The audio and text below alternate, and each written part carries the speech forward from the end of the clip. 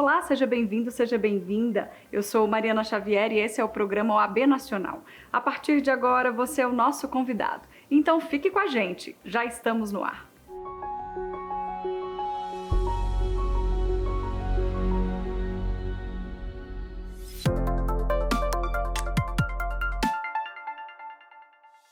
O presidente da OAB Nacional, Beto Simonetti, foi agraciado pela Assembleia Legislativa de Rondônia com o título de cidadão honorário rondoniense. A mesma honraria também foi concedida a ministros do STJ e do STF. Os detalhes você confere agora. A realização dessa sessão solene é resultado do compromisso da Assembleia Legislativa com o fortalecimento da advocacia e das demais instituições de Rondônia, bem como na construção de uma democracia sólida e participativa. As homenagens desta tarde atendem a uma solicitação da OAB Rondônia, representada aqui pelo seu presidente, Dr. Márcio Nogueira. A todos os homenageados, nosso mais profundo agradecimento pela contribuição ímpar que tem dado ao Brasil, especialmente ao Estado de Rondônia. De igual forma, o presidente nacional da Ordem dos Advogados do Brasil, Dr. José Alberto Ribeiro Simonetti Cabral, por sua incansável luta em defesa dos direitos e prerrogativas da advocacia e por sua atuação em prol da construção de uma sociedade mais justa e democrática. Essa homenagem da Assembleia Legislativa é o nosso reconhecimento a todos os advogados rondonienses que têm contribuído significativamente para a garantia dos direitos dos rondonienses. Eu quero renovar o meu compromisso com esse Estado, não só com a advocacia, com quem cuja classe já era comprometido, mas com a cidadania do Estado de Rondônia. Dizer que me incluo a partir deste dia como cidadão e recebo com muita honra esta cidadania e que a partir de hoje os senhores e as senhoras terão mais um dos seus, lutando pelas garantias dos direitos, de todos os direitos desse Estado e em tudo aquilo que nós pudermos avançar em ganhos e melhorias para o Estado de Rondônia. No mais, agradeço por hoje e sempre pela generosidade que esta Casa do Povo, muito bem representada pelo deputado Cirone Deiró, nesta ocasião me outorga a possibilidade de me incluir nesta sociedade valorosa, briosa, que é a sociedade rondoniense. Muito obrigado, vida longa ao nosso povo de Rondônia. Na ocasião, Simonetti estava em Porto Velho para participar da 15ª Conferência Estadual da Advocacia Rondoniense, promovida pela Seccional. O evento foi destaque no site da OAB. A intenção da conferência foi promover um debate entre tecnologia, conhecimento jurídico e empreendedorismo. Segundo o presidente nacional da OAB, Beto Simonetti, abre aspas, o pioneirismo digital da Seccional é marcante. Iniciativas importantes de inclusão digital foram pensadas e implantadas aqui e sempre ganham escalas nacionais. A digitalização da ordem se inspirou em ações que partiram de Rondônia, onde pela primeira vez no país digitalizou todo o processo registros de sociedade dos advogados. Fecha aspas. Foi uma experiência intensa. Mais de 120 convidados estiveram aqui compartilhando o seu conhecimento, a sua experiência e transformando a advocacia rondoniense em 10 ambientes diferentes. Muito obrigado aos 1.000 e tantos advogados rondonienses que acreditaram nesse projeto e fizeram ele se tornar realidade. O impacto do assédio judicial a jornalistas, os mecanismos de desinformação e a importância da imprensa para o fortalecimento da democracia foram debatidos durante o seminário realizado pelo Conselho Nacional de Justiça. O evento contou com a participação de representantes da advocacia no CNJ. Acompanhe. É uma litigância opressora, né? O sistema deve ser capaz de se organizar para identificar esse tipo de investida contra a liberdade de expressão.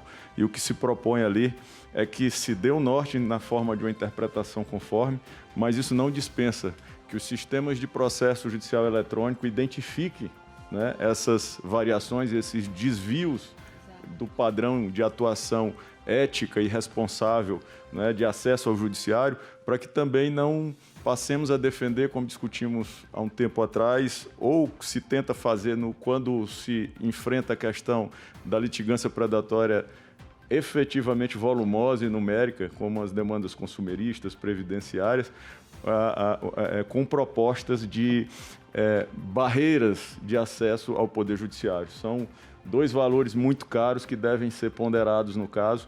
Em relação aos jornalistas, acredito até pelo número de ações, que é bem menor do que a realidade nessas outras matérias, não é?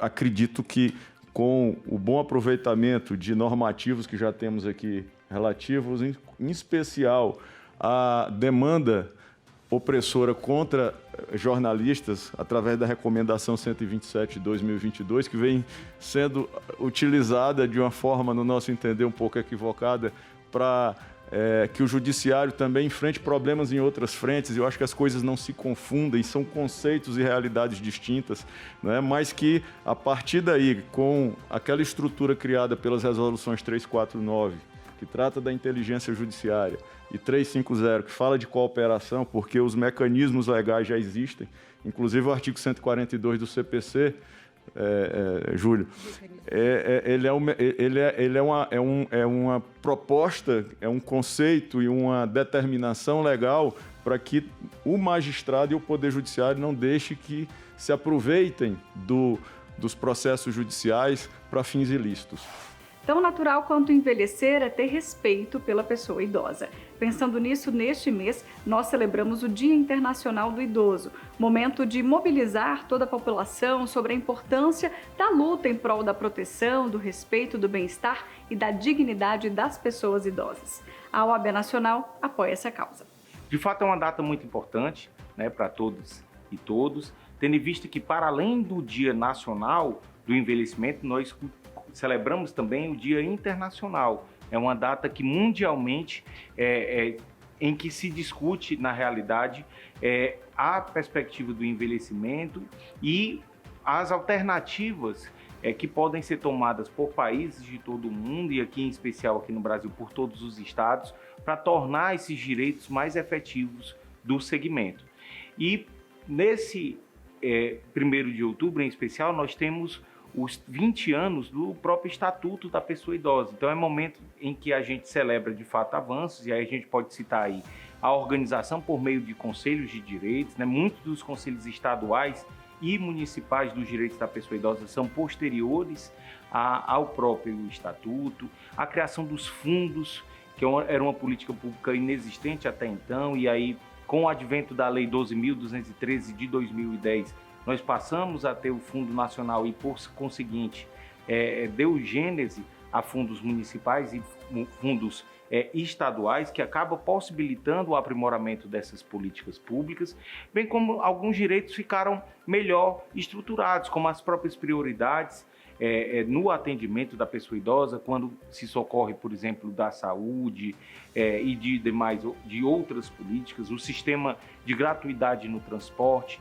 Então são políticas públicas que foram se tornando mais eficientes posterior à positivação, no caso da Lei 10.741 de 2003, ou seja, o Estatuto do Idoso. O sistema OAB como um todo, né, não só o Conselho Federal, mas todas as subseções, nós temos comissões temáticas específicas na proteção e defesa dos direitos da pessoa idosa, e a gente tem sentido um crescimento também no âmbito das subseções. Esse processo de interiorização, capitaneado pelo Conselho Federal e abraçado por todas as seccionais, tem feito com que a temática do envelhecimento tenha também crescido dentro das subseções das mais diversas regiões do país. Então, de fato, é uma pauta crescente também dentro do sistema OAB, e isso é muito importante, porque a gente acaba tomando protagonismo enquanto entidade de grandes discussões, de grandes debates nacionais.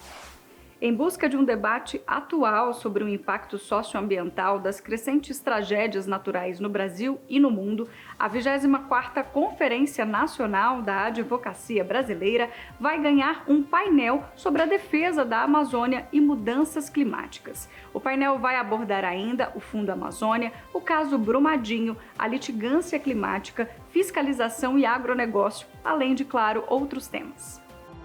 Vem aí o maior evento jurídico do mundo, agora em Minas Gerais.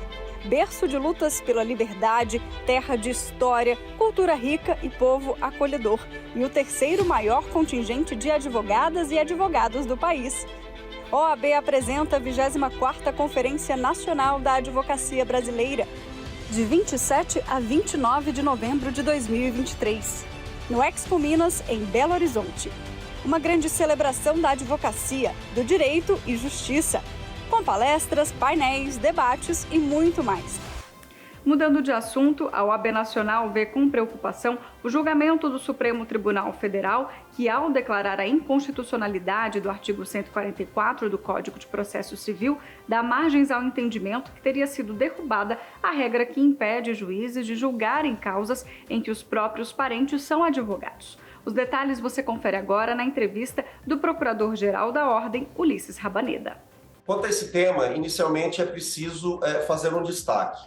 O Supremo Tribunal Federal não julgou inconstitucional o impedimento de magistrado para julgar ações aonde parentes seus seja advogado do processo. Esse impedimento ele ainda existe. O que o Supremo Tribunal Federal declarou inconstitucional é a extensão desse impedimento ao escritório de advocacia em que trabalhe como sócio, como associado, como colaborador, o parente do magistrado. Essa extensão, portanto, é que foi declarado pelo Supremo como incompatível com a Constituição Federal. A Ordem dos Advogados do Brasil recebeu com muita preocupação essa decisão, tendo em vista que é uma opção do legislador entender, nesses casos, como impedido o magistrado exatamente para garantir a sua imparcialidade.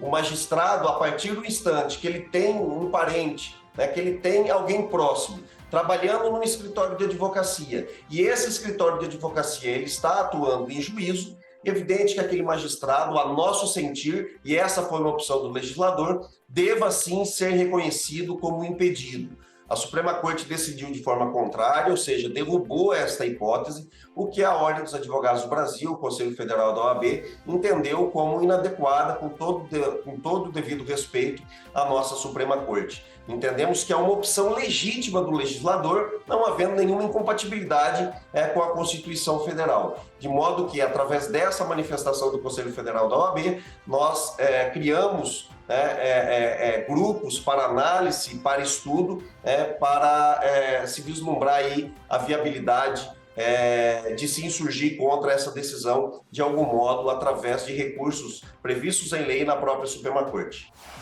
A Ordem dos Advogados do Brasil participou da audiência pública no âmbito do julgamento de recursos repetitivos no Superior Tribunal de Justiça.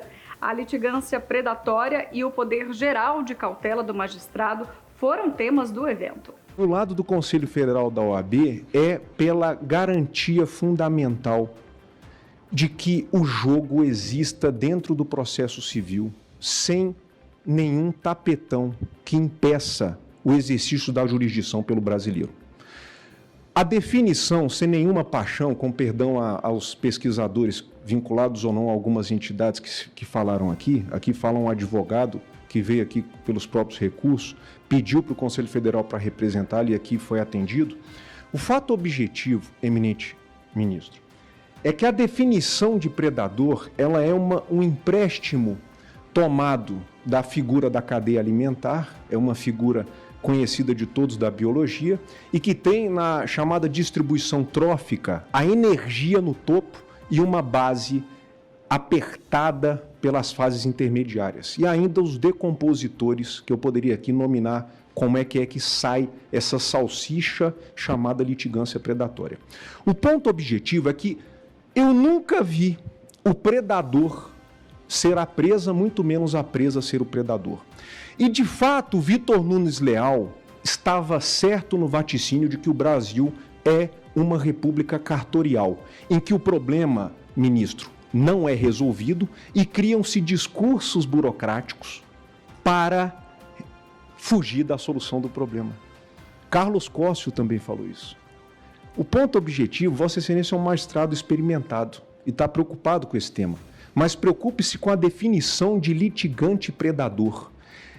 A presa não preda, a presa é predada. É importante dizer que a litigância predatória é sim um tema sensível, não à toa que estamos aqui na audiência pública tão prestigiada, merece reação, merece proatividade do Poder Judiciário, mas é longe de ser a regra. Na realidade, vivemos, é um efeito colateral de uma realidade que também aqui foi dita.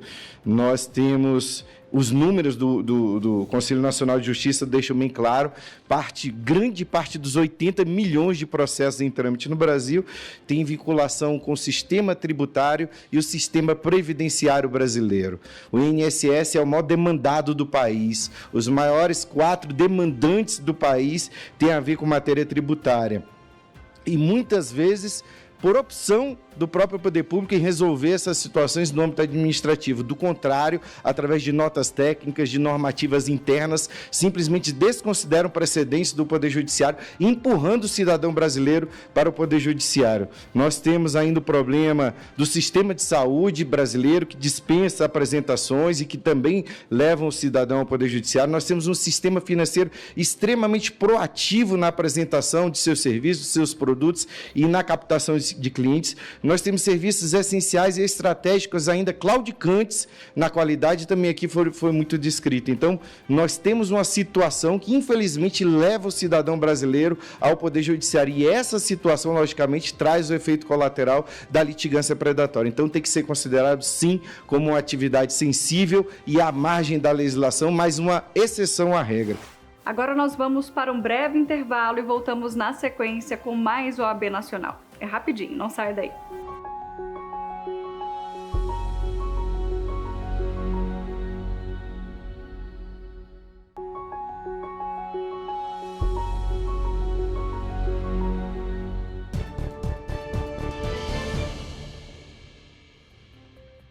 Especialistas de diversas áreas do direito participam na TV Justiça de um quadro que esclarece dúvidas comuns da população que impactam o dia a dia dos brasileiros.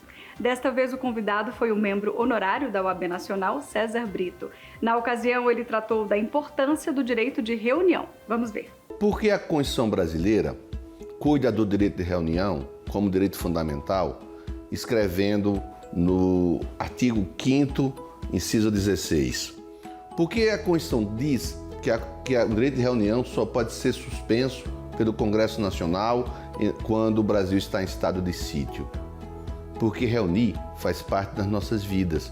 Porque reunir faz parte da vida em sociedade e um direito de cidadania, inclusive de protestar contra o poder público. Nós temos 2 tipos de reunião. Reuniões espontâneas, que acontecem o tempo todo, e reuniões políticas, que devem ser protegidas pela Constituição. Não podemos esquecer que a Constituição brasileira rompeu com a ditadura militar, em que reunião era resolvida com prisão, com torturas e com exílio de cidadania. Por isso que é um direito fundamental, por isso que a Constituição brasileira bem cuida dele e é, sem dúvida, a maior das garantias que a cidadania tem de dizer o que pensa. A Assembleia Legislativa da Paraíba instalou durante sessão especial a Frente Parlamentar da Advocacia, com a intenção de valorizar a atuação dos profissionais do direito e fomentar debates e iniciativas que tornem a atuação dos advogados ainda mais efetiva no Estado. A Assembleia Legislativa da Paraíba abriu a Frente Parlamentar de Apoio à Advocacia, que reúne deputadas e deputados da Paraíba voltados a discussões de temas sensíveis à advocacia, ao Estado Democrático de Direito e à própria sociedade. A OAB, muito feliz em poder, desta forma, ampliar o seu diálogo com o Poder Legislativo, fortificando sua força de intervenção junto ao Parlamento Estadual para que possamos, cada vez mais próximos, melhor buscar e melhor lutar pelos direitos da advocacia e de todos os paraibanos. Por isso que essa frente parlamentar está, para continuar a defender a sociedade. Não é uma pauta da advocacia, é uma pauta da sociedade. Mas eu quero agora falar também de cada jovem advogado e de cada jovem advogada que, ao começar, precisa saber, Walter, que ele é respeitado e valorizado. Porque, lamentavelmente, é por isso que essa frente parlamentar da advocacia é tão importante, Marmute, porque ainda encontramos em alguns espaços de poder pessoas investidas da autoridade que não respeitam um advogado e uma advogada. E nós não vamos aos fóruns, não vamos à Assembleia Legislativa como advogado e como advogada defender uma pauta própria, mas de cada pessoa que nos dá a honra de defender seus interesses. Hoje a grande celebridade na casa de Epitácio Pessoa não sou eu, não são os colegas deputados. Hoje aqui a grande personalidade é o direito, principalmente o seu exercício profissional. Sou advogado por formação, amante da profissão, com algumas predileções, é claro, como todos nós. E no direito não é diferente, principalmente por ser um campo vasto de conhecimento. Apesar de ter o meu mestrado em administração pública, nunca deixei a minha paixão pela função de advogado. Instituímos o Dia Estadual em Defesa das Prerrogativas da Advocacia por meio do projeto de lei 3.234 de 2021. A data comemorado em 1º de outubro e tem como propósito a propagação de informações sobre as prerrogativas do advogado no estado da Paraíba, como palestras informativas e criação de programas específicos. Em razão de ter sido no dia 1º de outubro, o dia da realização do maior desagravo da história da OAB Paraíba, uma sugestão da OAB naquele momento. O diálogo que mantenho com a categoria não é de hoje. E como testemunha do que digo, lembro que em 2021, em contato com o então presidente da OAB, Paulo Maia, que está aqui conosco, nós já falávamos da necessidade da Assembleia Legislativa ter um espaço para legislar a favor dos advogados paraibanos. Hoje, felizmente, estamos aqui para fazer valer o compromisso com a categoria e, acima de tudo, garantir que o exercício do direito, que a plenitude das prerrogativas da profissão sejam efetivadas em nosso Estado. Quer saber os principais destaques das seccionais pelo país? É o que a gente te mostra a partir de agora no quadro Giro ADV. A OAB vem evitando esforços para que o sistema judiciário melhore e se aperfeiçoe, participando do núcleo integrado de efetivação da justiça, pedindo celeridade nas turmas recursais, buscando alternativas.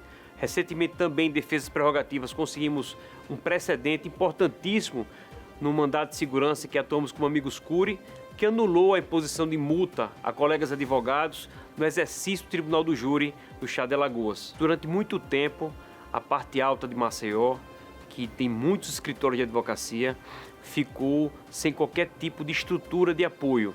Então, nós criamos uma sala da OAB com a estrutura de computadores, scanner, sala para atendimento, sala para realização de audiência virtual e serviços da ordem no Benito Bentes, permitindo que a advocacia da parte alta seja também incluída dentro da nossa estrutura e esteja devidamente aparelhada para o exercício da profissão. Nossa gestão tem trabalhado muito a atuação nas faculdades e universidades para aprimorar a qualidade do ensino jurídico. Foi isso que deu início ao projeto do selo OAB Indica, que vai reavaliar as faculdades com os critérios que já são utilizados no parecer que a OAB emite para a autorização dessas faculdades. Então, a comissão criou o edital, está averiguando as condições dessas universidades para ver se mantêm adequadas para o ensino jurídico alagoano.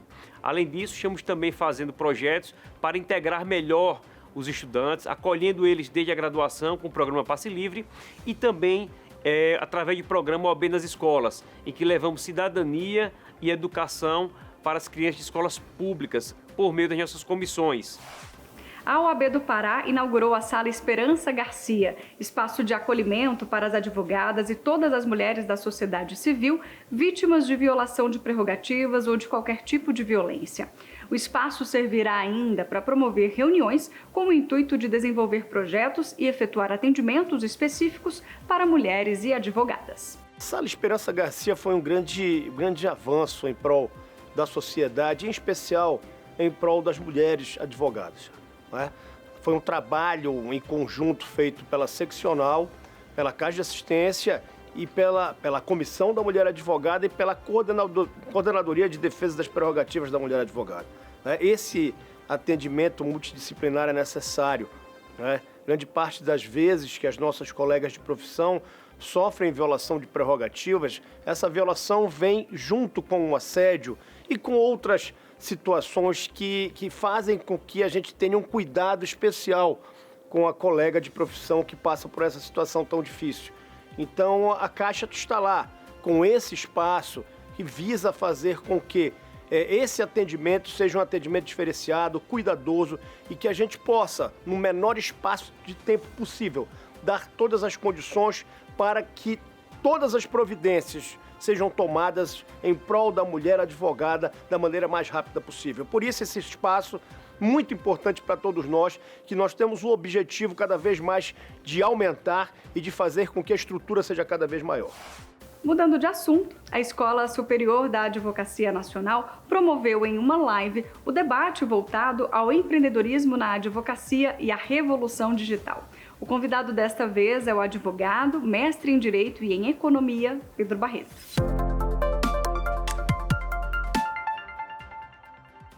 A gente tem vivenciado, de muitos anos para cá, uma transformação proporcionada pela tecnologia nos meios e nos métodos de interação dentre as pessoas. As relações intersubjetivas, elas hoje se fazem com uma dinâmica bem diferente de como era quando, por exemplo, Rony, eu e você nos formamos em Direito. Basta lembrar que quando a gente se formou em Direito, e olha que já vai bastante tempo, eu não vou entregar aqui a nossa idade, acredito que pela minha barba branca, talvez eu seja um pouquinho mais velho que você, já estou beirando os 50 aí, a gente não tinha sequer o processo eletrônico.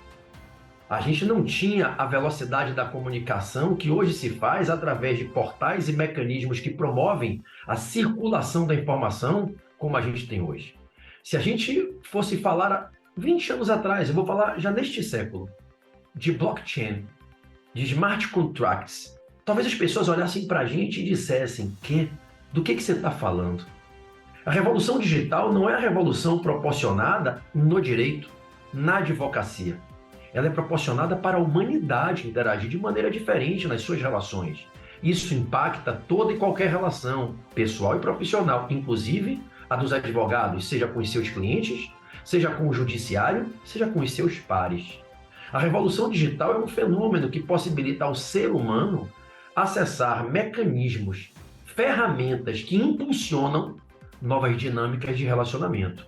E como é que isso impacta na advocacia? De várias maneiras.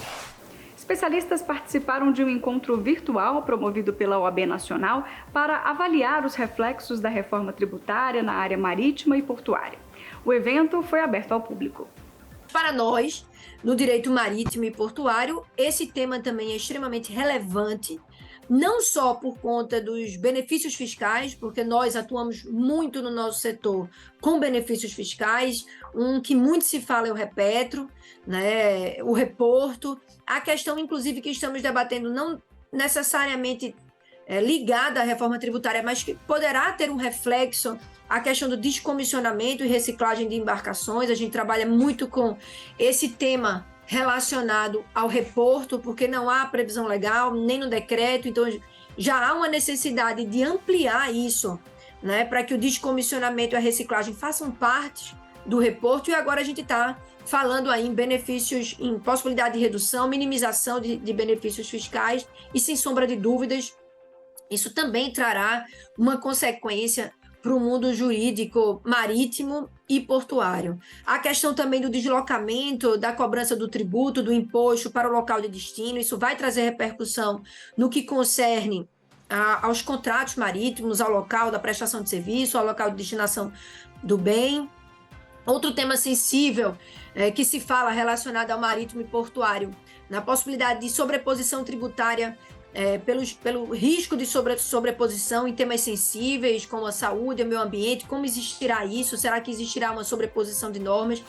Este programa é mais uma produção da Ordem dos Advogados do Brasil.